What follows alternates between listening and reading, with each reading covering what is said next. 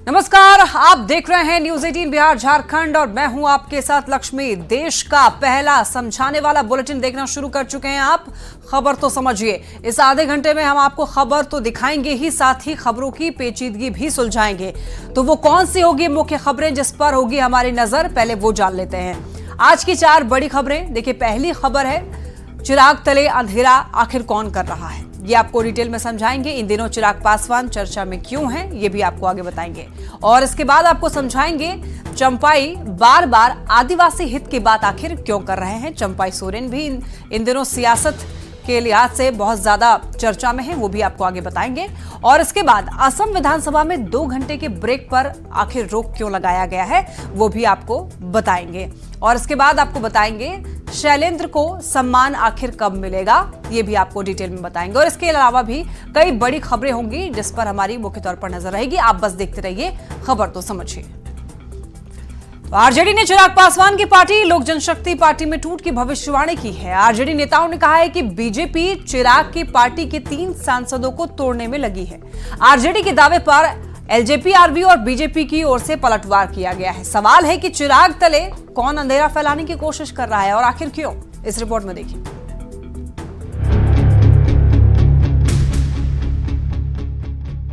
क्या फिर से टूटेगी चिराग की पार्टी? बिहार की सियासत में एक बार फिर ये सवाल हिलोरे मार रहा है। इसकी वजह है आरजेडी की ओर से चिराग की लोक जनशक्ति पार्टी रामविलास में टूट की भविष्यवाणी। आरजेडी की ओर से दावा किया गया है कि बीजेपी चिराग की पार्टी के 3 सांसदों को तोड़ने में लगी है। रोपे पेड़ बबूल का तो आम कहां से हुई।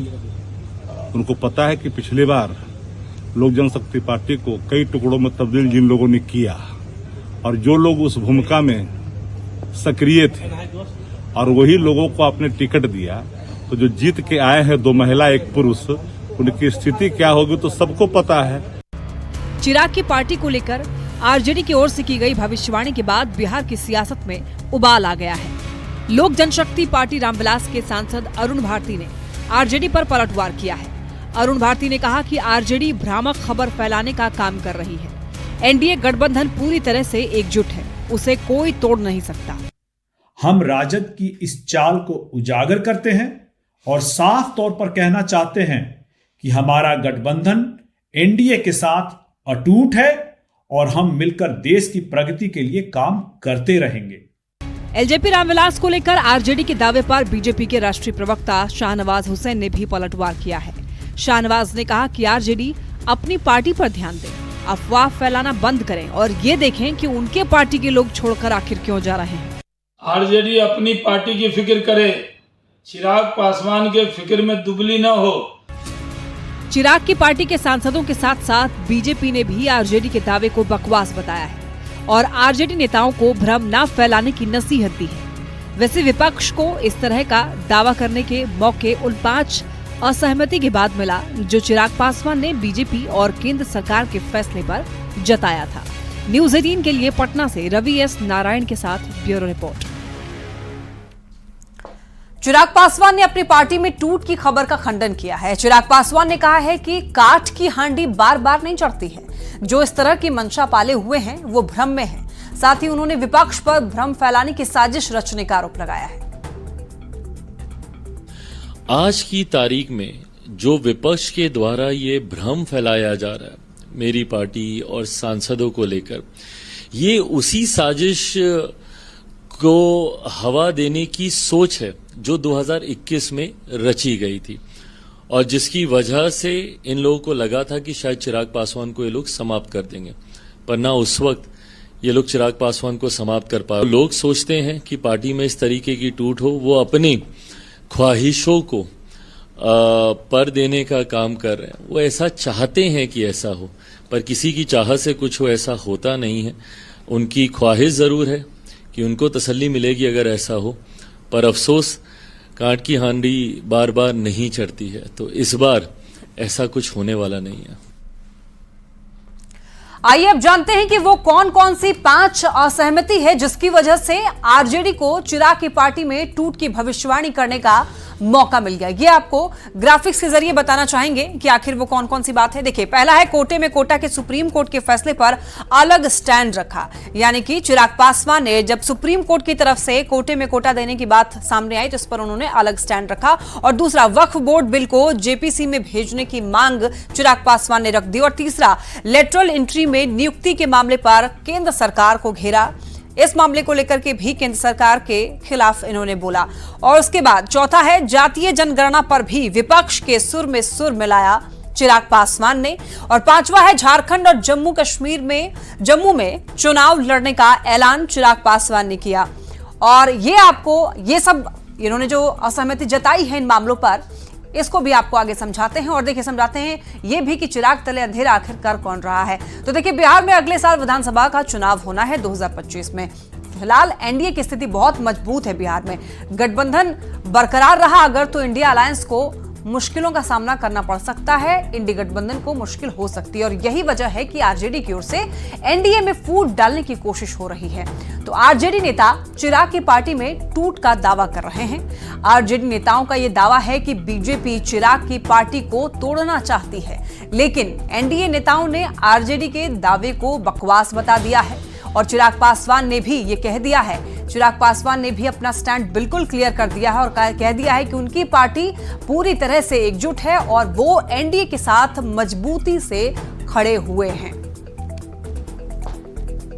बढ़ते हैं खबरों में आगे। रांची में हुए मिलन समारोह में चंपाई सोरेन विधिवत रूप से भारतीय जनता पार्टी में शामिल हो गए। इस मौके पर बीजेपी के चुनाव प्रभारी शिवराज सिंह चौहान और सह प्रभारी हेमंत बिस्वा शर्मा जैसे नेताओं ने उनका गर्मजोशी के साथ स्वागत किया।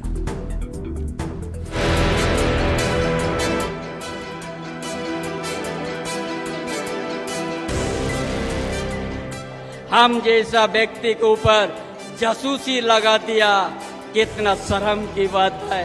जो झारखंड के लिए अपना जिंदगी न्यौछावर कर दिया है, उस सज्जन के पीछे में जासूसी है। छी छी छी छी।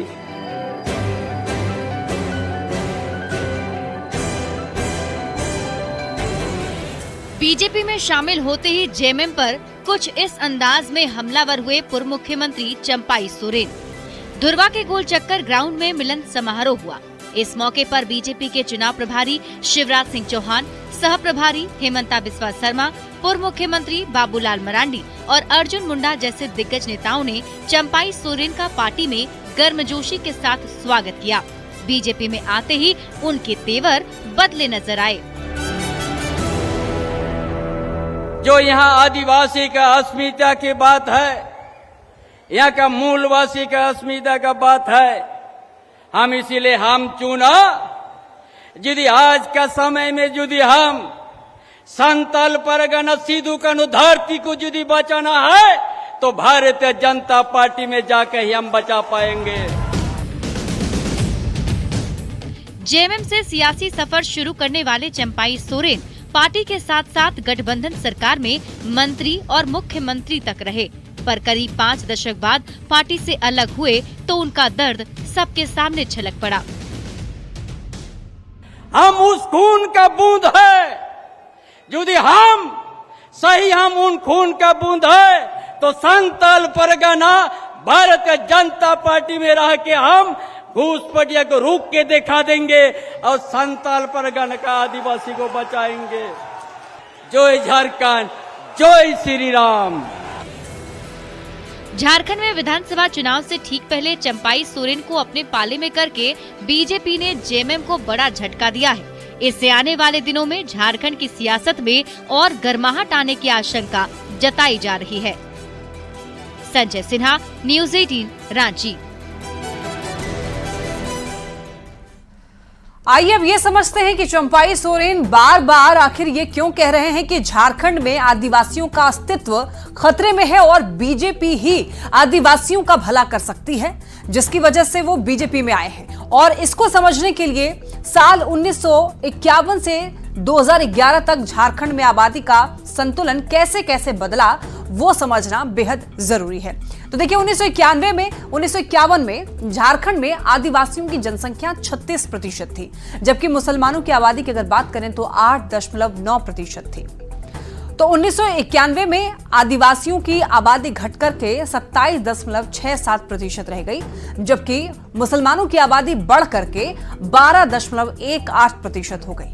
और 2011 की जनसंख्या में भी यही क्रम जारी रहा। 2011 की जनगणना में आदिवासियों की आबादी घटकर के 26.21% रह गई, जबकि मुसलमानों की आबादी बढ़ी और बढ़कर 14.53% हो गई। यानी अगर दूसरे ढंग से अगर इसे समझें तो 1951 से लेकर के 2011 तक झारखंड में आदिवासियों की जनसंख्या में करीब 10% की कमी आई है।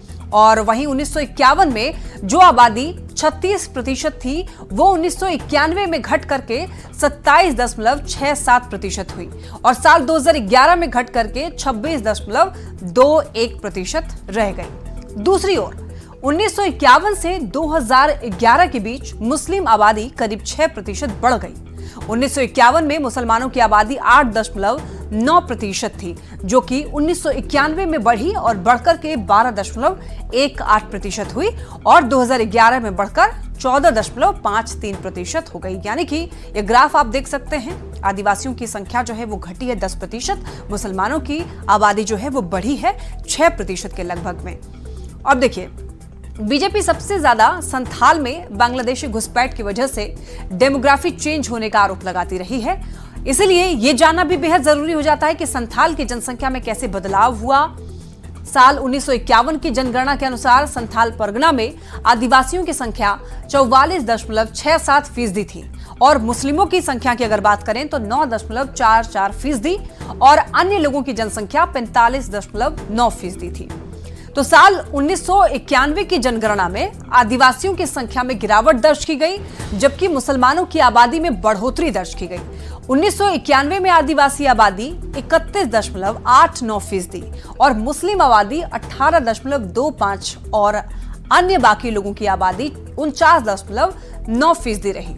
तो वहीं साल 2001 की जनगणना के अनुसार आदिवासियों की आबादी 29.90% रही और मुसलमानों की आबादी 20.59% रही और बाकी अन्य लोगों की आबादी 49.5% रही। यानी कि आदिवासियों की आबादी घटती रही और मुसलमानों की आबादी का ग्राफ जो है वो बढ़ता ही रहा, बढ़ता जा भी रहा है।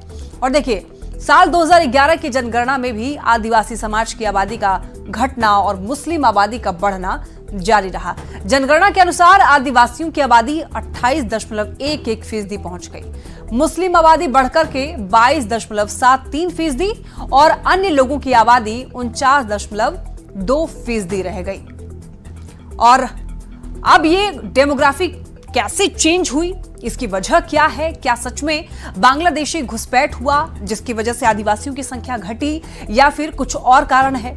इस पर तो देखिए बहस चलती रहेगी, लेकिन यह समझना बेहद जरूरी है कि चंपाई के बीजेपी में आने के मायने क्या हैं, ये भी आपको समझाते हैं। तो चंपाई सोरेन को बड़ा आदिवासी चेहरा माना जाता है। वो 1991 के बाद से लगातार चुनाव जीतते रहे हैं, उनका बहुत बड़ा जनाधार है और काफी पुराने नेता हैं, काफी अनुभवी नेता हैं, जेएमएम में काफी समय से थे, कोल्हान के टाइगर भी कहे जाते हैं।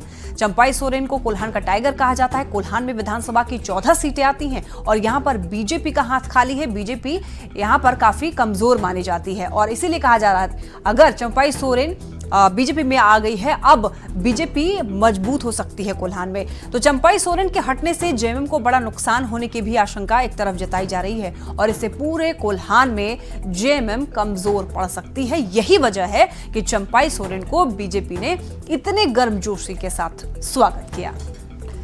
बढ़ते हैं खबरों में आगे, बात करते हैं। असम सरकार ने विधानसभा में शुक्रवार को दिए जाने वाला 2 घंटे के जुम्मा ब्रेक को खत्म कर दिया। यह निर्णय असम विधानसभा के मौजूदा सत्र के आखिरी दिन लिया गया।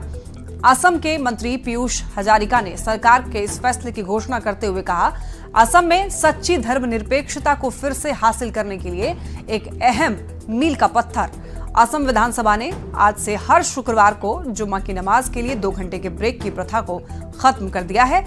यह फैसला ऐसे समय आया जब राज्य विधानसभा की ओर से राज्य में कुछ ऐतिहासिक संरचनाओं के आसपास विरासत बेल्ट और ब्लॉक को नोटिफाई करने के लिए असम भूमि और राजस्व विनियमन विधेयक पारित किया गया है। असम के मुख्यमंत्री हेमंत बिस्वा शर्मा ने कहा है कि असम विधानसभा की प्रोडक्टिविटी को बढ़ाने के उद्देश्य से राज्य के औपनिवेशिक बोझ को हटाने के लिए हर शुक्रवार सदन को जुम्मे के लिए 2 घंटे तक स्थगित करने के नियम को रद्द किया गया और ये प्रथा औपनिवेशिक असम में सादुल्लाह की मुस्लिम लीग सरकार की ओर से शुरू की गई थी।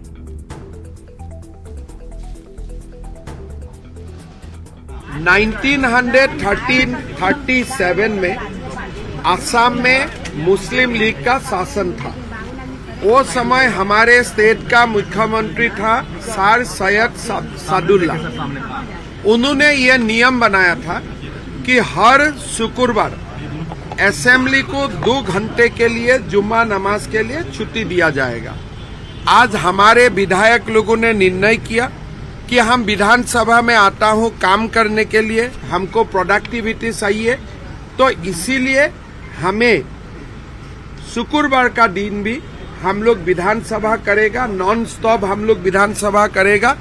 2 घंटा का हमें छुट्टी नहीं चाहिए। जिसको नमाज पढ़ना है जरूर वो अपना नमाज अदा करेगा, उसमें कोई आपत्ति नहीं है। लेकिन जो 2 घंटा वाला छुट्टी थे वो अभी से आगे नहीं होगा। आइए समझते हैं कि 2 घंटे के ब्रेक को क्यों खत्म किया गया और इतना बड़ा फैसला आखिर क्यों लिया गया। तो देखिए, असम की विधानसभा में शुक्रवार को जुम्मे की नमाज के लिए 2 घंटे का ब्रेक मिला करता था। ब्रेक का समय दोपहर 12 बजे से लेकर के 2 बजे तक होता था, जिसमें 1937 में अंग्रेजों के समय यह प्रथा शुरू हुई थी। सादुल्लाह की मुस्लिम लीग सरकार ने दरअसल ये प्रथा शुरू की और मुस्लिम विधायक और कर्मचारी जुम्मे की नमाज पढ़ते थे। लेकिन अब ये नियम बदल गया है। अब जुम्मे का कोई ब्रेक नहीं होगा। असम विधानसभा ने इस 2 घंटे के ब्रेक को खत्म करने का फैसला लिया है। असम के सीएम ने कहा है कि सच्ची धर्मनिरपेक्षता हासिल करने के लिए यह फैसला लिया गया है और इससे प्रोडक्टिविटी बढ़ेगी, ये बात उन्होंने कही। बढ़ते हैं खबरों में आगे।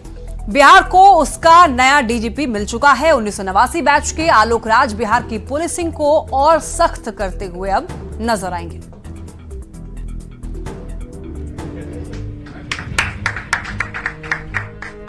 बिहार विजिलेंस के डीजी आलोक राज बिहार के अगले डीजीपी बन चुके हैं। इसे लेकर अधिसूचना तक जारी कर दी गई। डीजी आलोक राज ने इस बीच बिहार के मुख्यमंत्री नीतीश कुमार से मुलाकात की। बिहार के पूर्व डीजीपी आरएस भट्टी को शुक्रवार को पुलिस मुख्यालय की ओर से विदाई दे दी गई। वहीं केंद्रीय औद्योगिक सुरक्षा बल सीआईएसएफ के महानिदेशक डीजी बनाए जाने पर केंद्रीय प्रतिनियुक्ति पर चले गए। विदाई समारोह में पुलिस मुख्यालय के वरीय पदाधिकारी भी मौजूद रहे।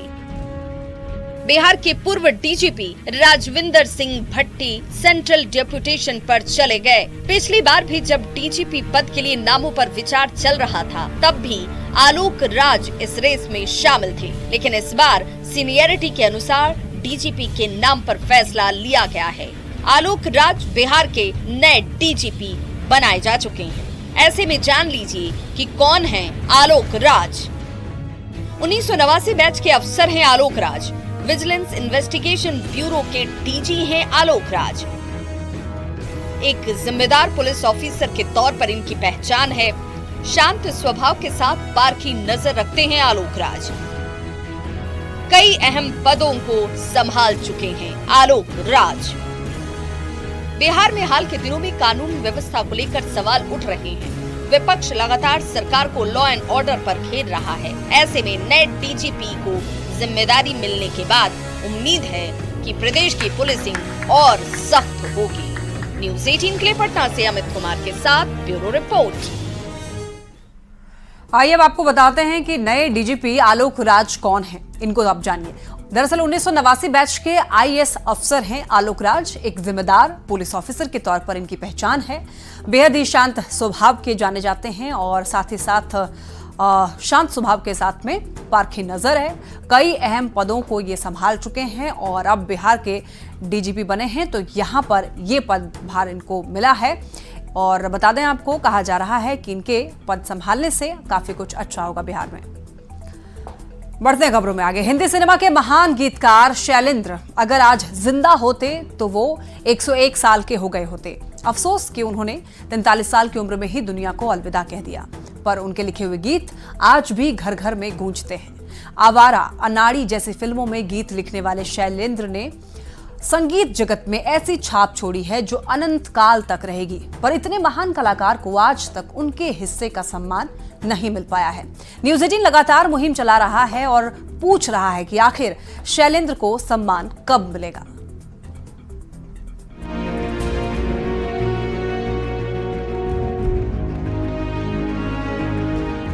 वो गर्दिश में था पर आसमान का तारा था, आवारा था। 2.5 घंटे की फिल्म का नरेशन सुनने के बाद बस एक वाक्य में पूरी कहानी को समेट दिया था शैलेंद्र ने। बड़ी बातों को कम और सरल शब्दों में कहने के हुनर ने उस कलाकार को अमर बना दिया। इश्क में डूबा आशिक हो या सिस्टम के खिलाफ आवाज बुलंद करने वाला बागी, आवारा हूं, जीना इसी का नाम है, प्यार हुआ, इकरार हुआ और ऐसे सैकड़ों गीत लिखने वाले शैलेंद्र को आज तक उनके हक का सम्मान नहीं मिल पाया है। राष्ट्रीय पुरस्कार तो दूर की बात है, आरा में उनके पैतृक गांव में उनके नाम पर एक सड़क या प्रतिमा भी नहीं बन सकी। नोबेल पुरस्कार नहीं मिला, कोई पुरस्कार अच्छा नहीं मिला, सिर्फ नाम है कि हाँ शैलेंद्र एक संगीतकार थे, लेकिन अच्छा संगीतकार के नाम पर कोई हौसला नहीं मिला। उनके गांव तक ले कोई रास्ता नहीं मिला, गांव में जाने का भी कोई रास्ता भी नहीं है सही मामले सही मायने में। कुछ मंत्री आए थे गांव में, वर्षगांठ मनाई गई थी, लेकिन उन्होंने वादा किया था, आए थे लेकिन कोई वादा नहीं किया। शैलेंद्र आरा शहर से सटे अख्तियारपुर गांव के मूल निवासी थे, जिसका जिक्र उन्होंने अपनी डायरी में किया है। लेकिन फौजी पिता की तैनाती रावलपिंडी में हुई तो घर बार छूट गया। रिटायरमेंट के बाद शैलेंद्र के पिता अपने एक दोस्त के कहने पर मथुरा में बस गए।